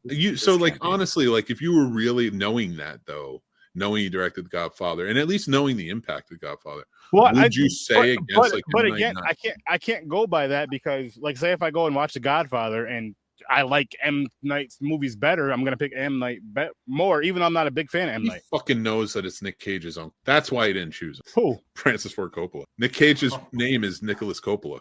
Well, you know who his aunt is and Francis Ford Coppola's sister? Talia Shire, who played Adrian in the Rocky movie. I didn't know that. Yeah. Huh. It's like all family. I think we know who wins this next one. Spielberg versus Werner Herzog. I love Herzog, but he is an acquired taste. Yeah. Fitzcarraldo, Grizzly Man. Grizzly Man just came out like 20 years ago or so. That's a pretty hard one. There's a lot of them, but yeah, it's Spielberg. Yeah. Like I think we all agree on that one, right? Sturdy's like Herzog. Hell no. He's like, let me tell you something. One day I just watched Herzog marathon on TV. It was all in. It's just been him ever since. That one did alone for me. Yeah, okay. E.T. And plus Jaws. I mean, we did spend a lot of time on. Yeah. All right. Jaws 3 to be exact. Before you give this next one, which is just to mention, it's John Hughes versus John Huston. I'm not saying I'm not with the one that you're choosing, but I do want to point out that John Huston directed The Maltese Falcon, The Treasure of Sierra Madre, and The African Queen. Now, if any of you are asking, what are those? They're fantastic films. But go ahead. I don't know that I'm sort of undecided on this one, but I'm gonna regret what I say, but I'm going with Houston for The Unforgiven and Moby Dick. Not gonna lie. Okay. It hurts because I do love all John Hughes movies. Like it's very confusing, but I think Houston deserves it for better director. Okay. And what about you, Sturdy? Any dog in the fight? I'm going with John Hughes. He's made, Home Alone 1 and 2. As far as not horror, he wrote it. Ferris Bueller's Day Off, Breakfast Club. Did he do anything? Did he direct those? Uncle Buck.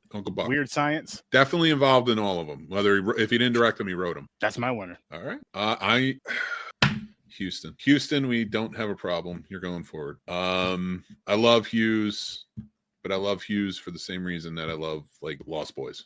It's a fun movie, but it's he makes really fun movies, but doesn't mean they're like the best direct. Sam Raimi versus Fred Zinnemann. Just to give Zinnemann a chance.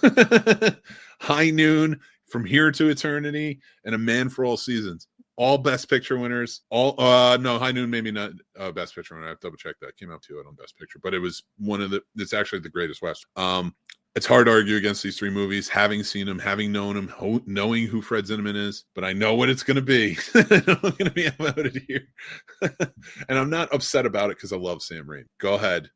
Take your pick. Oh, you're right with me. Sam Raimi. Yeah. This one is going to be Sam Raimi. Yeah. I'm not going to even argue it. You know why I'm not going to argue it? Because I feel like a lot of people who watch this or listen to this are probably really upset about the John Hughes. And I'm telling you, people, that's out of nostalgia. He is not as good a director as John Huston. Go give him a chance. But if it was a writer's list, John Hughes. All right, Charlie Chaplin, of course, all of his movies. The Great Dictator, Modern Times, The Tramp. He played The Tramp and everything, but it was The Kid and the Tramp or something. City Lights, so many great movies. But then you have, Jonathan Demme. I don't even want to say that one. It's going to immediately seal the deal for you guys. Philadelphia, The Silence of the Lambs.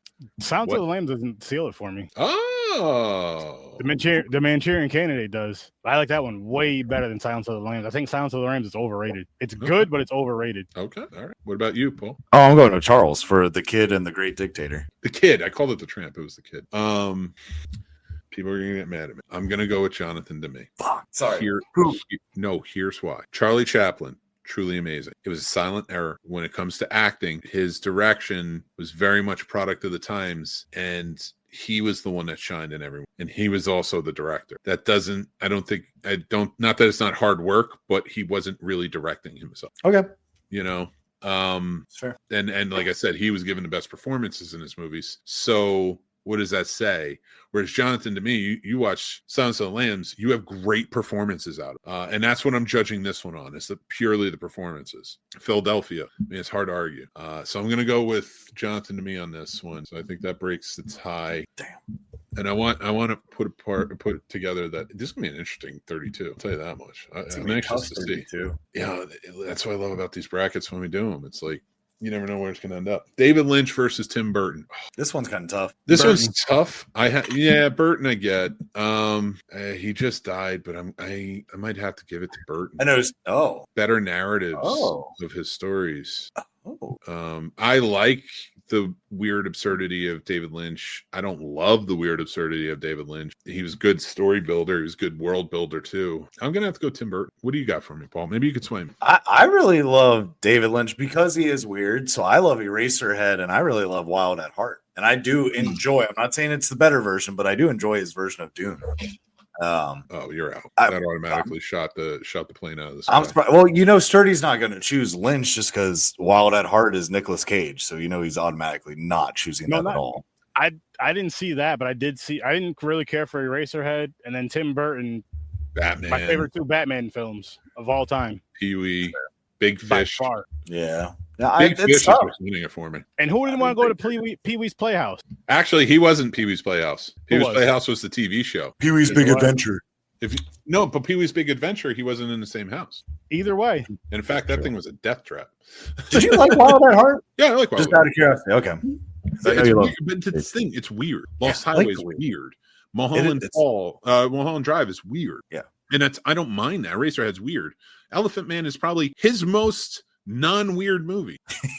Which is sad. Saying something. Twin Peaks, I still don't get. I've tried to watch those too many times, and I'm like, I like them, but you gotta be a fan of his. That's the thing. If you're not a fan, they're weird. I don't know. Yeah. Burton has more of a scope, like he can reach more. I guess so. That was a tiebreaker, right? So me and Sturdy. I don't want to do this next one. Can I opt out? Nope. Well, you can be the tiebreaker. Oh yeah, let me be the tiebreaker because this is so tough. Oh God, I know that's going to need a tiebreaker. All right, we're going to have to debate it. Chris Nolan, Oppenheimer, Interstellar, Inception, Wes Craven, Nightmare on Elm Street, Last House on the Left, The Hills Have Eyes, Scream. I'm going to go with Chris Nolan. I think he's one of the greatest auteurs in filmmaking ever. He's also Ryan Coogler's his protege. Like he learned the 70 millimeter IMAX scope and how to shoot on it from Christopher Nolan on a set of Sinners. Like that to me, like that's the guy. Like you can not like Tenet, but you can still argue that it's an interesting film, and it looks 100%. amazing. I'm appealing to at this point because I know what Sturdy's going to go with, which is Sturdy. Who you going with? Honestly, it's almost a close toss up, but I have to go with Wes Craven just because of the horror. That's what gives it the edge. Because I love the Batman trilogy, but it's not.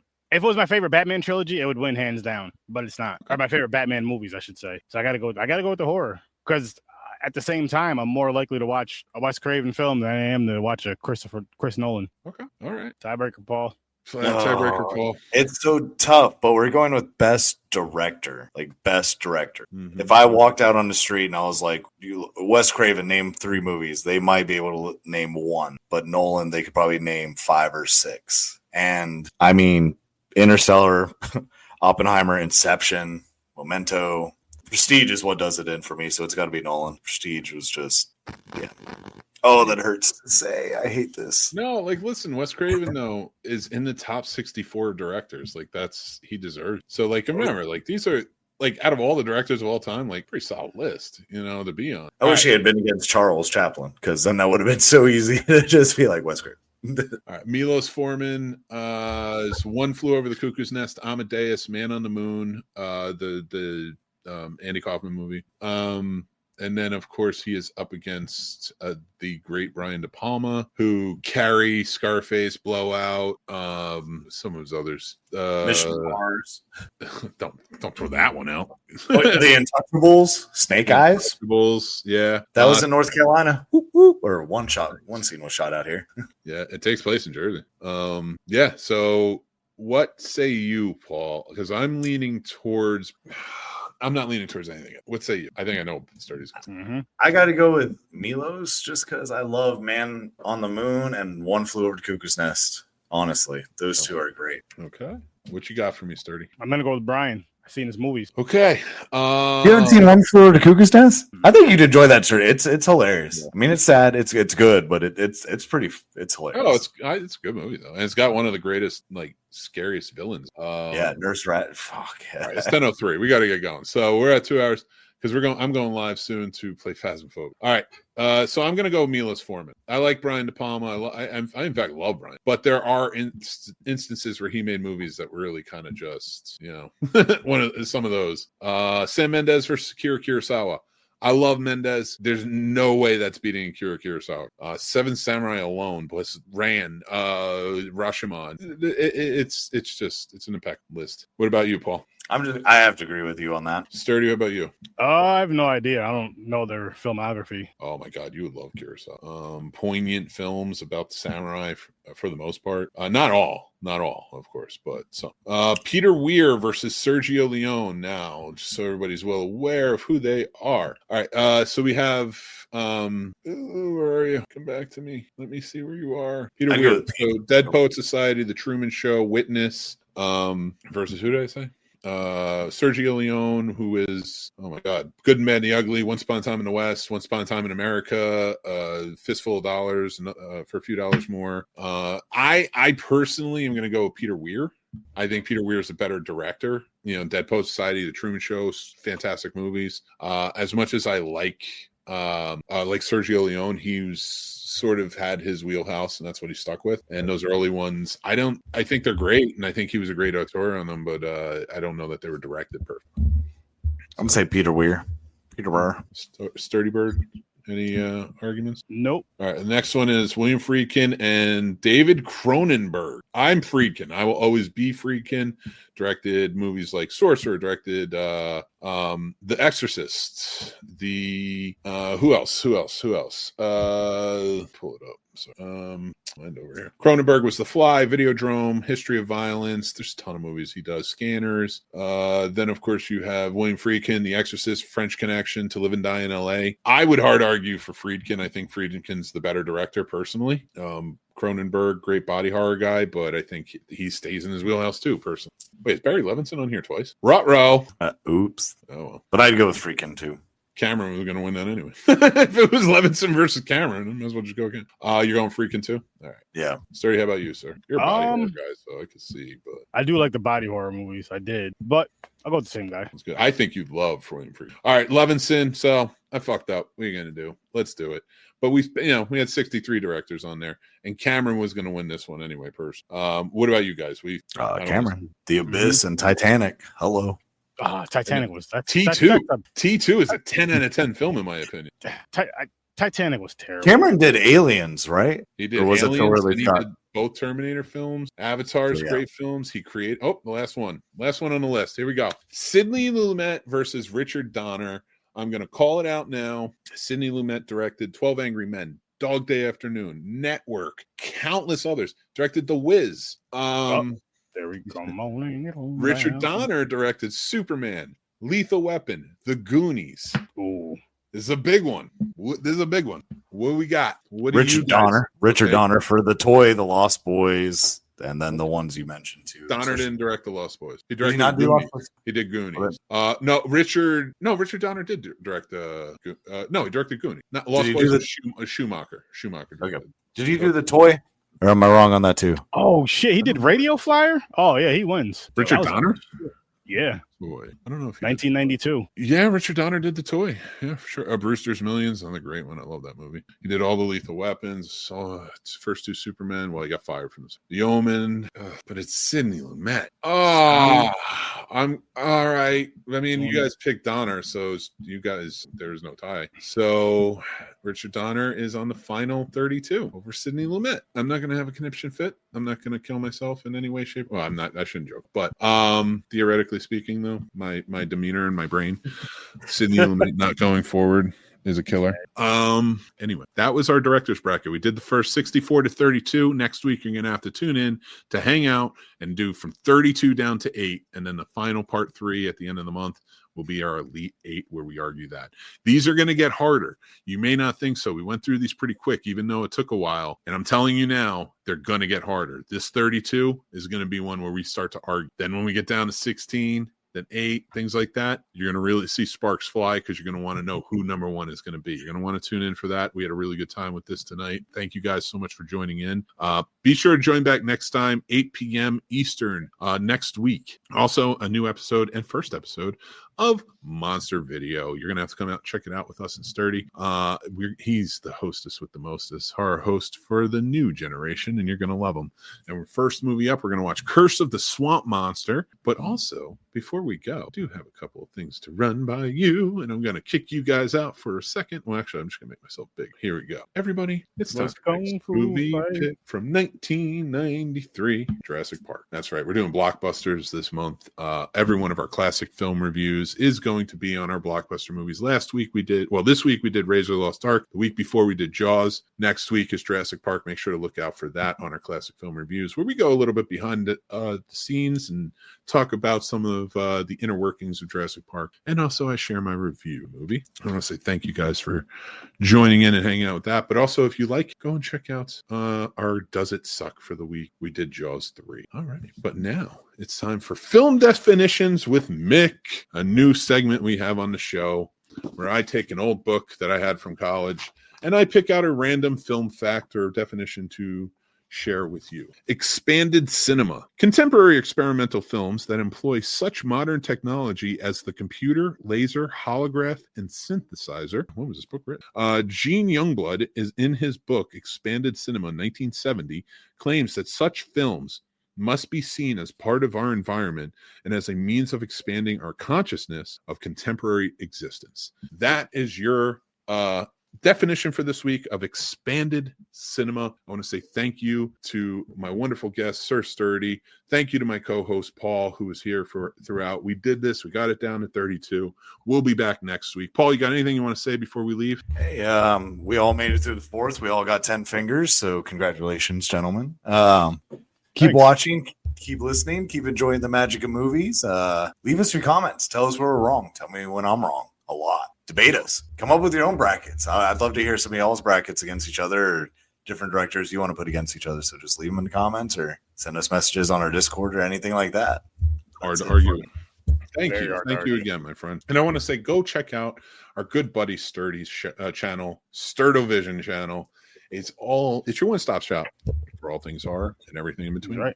All the weird, all the crazy, all the fun. Go check them out. Also, check us out on Popcorn and Pints, which will be all new tomorrow night at 9 p.m. We're watching Who Framed Roger Rabbit, and we're going to be talking about that. And I have a lot of insider facts about that, and I think you'll enjoy it. So, That's going to be a nasty episode tomorrow. Tune in, people. It's gonna be Tune in. Paul, if you could be there, come and join us. Exactly.